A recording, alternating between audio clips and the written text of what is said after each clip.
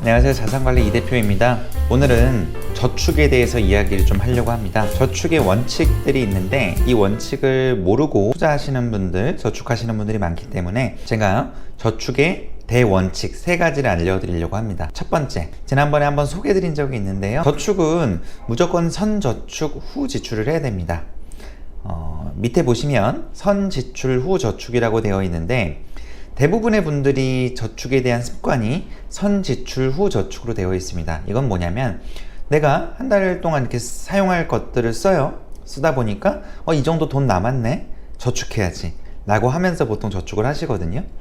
근데 그러면 절대 돈이 모이지 않습니다. 자산가 분들이나 대부분의 돈을 많이 모으신 분들의 특징은 내가 저축하는 양에 대해서 정해져 있다는 거예요. 그게 선저축입니다.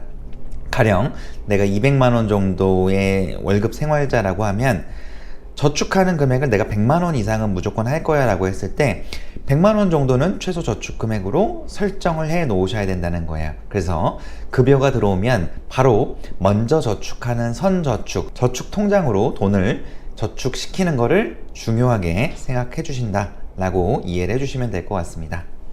두 번째로는 소득 대비 적정 저축률입니다. 의외로 내가 어느 정도의 저축을 해야 되는지를 모르시는 분들이 많은데요.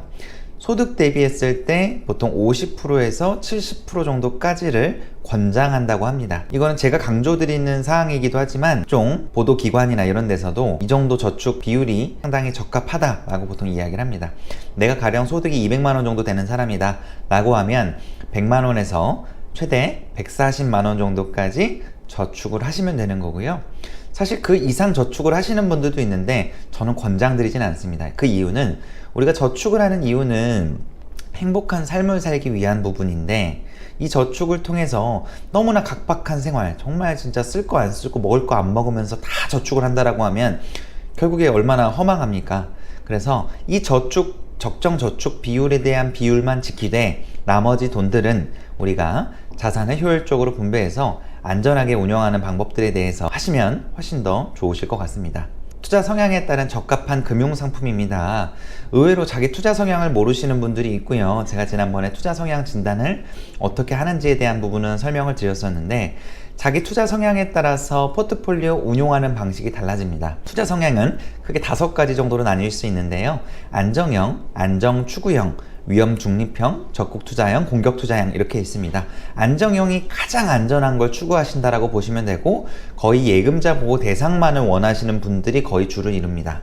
그래서 적합한 포트폴리오는 예금이나 적금 청약 등이 적합할 것으로 보여지고요. 안정적인 걸 추구하면서도 어느 정도에 대한 수익을 추구를 원하시는 분들은 안정 추구형에 맞는 포트폴리오를 선택해 주시면 되고 원금 보장이 되는 ELS형이나 채권, CMA 등이 안정 추구형에 속한다고 보시면 됩니다. 위험 중립형부터는 조금씩 투자 성향에 대한 부분들이 들어가는데 변동성이 좀 커지는 자산들이라고 보시면 됩니다. 그래서 상장지수 펀드라고 하는 ETF나 그리고 ELW 같은 상품들이 위험 중립품들이라고 보시면 될 것 같고요. 적극 투자형 같은 경우에는 주식이나 펀드 등의 변동성이 큰 자산들이라고 보시면 될 것 같고요. 공격 투자형 같은 경우에는 파생 상품들이 주를 이룹니다. 선물이나 옵션, FX 마진 거래, 파생 상품, 코인 등의 변동성이 어마어마하게 심한 상품들이 보통 공격 투자형을 이루어지게 됩니다. 그래서 자기 투자 성향에 맞는 금융상품을 구성을 하는 게 좋고 저 같은 경우에는 이 적합한 포트폴리오를 내 자산과 투자 성향에 맞춰서 운영하는 방법들에 대해서 안내를 드리는 편이고요. 정리해 보겠습니다. 먼저 선저축 후 지출하는 습관을 들이자. 두 번째, 소득 대비했을 때 50에서 70% 정도는 무조건 저축하자.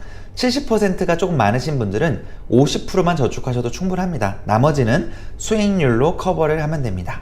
마지막, 투자 성향에 따라서 적합한 금융상품들을 선택하고 배분을 하는 거가 매우 중요할 거라고 보여집니다.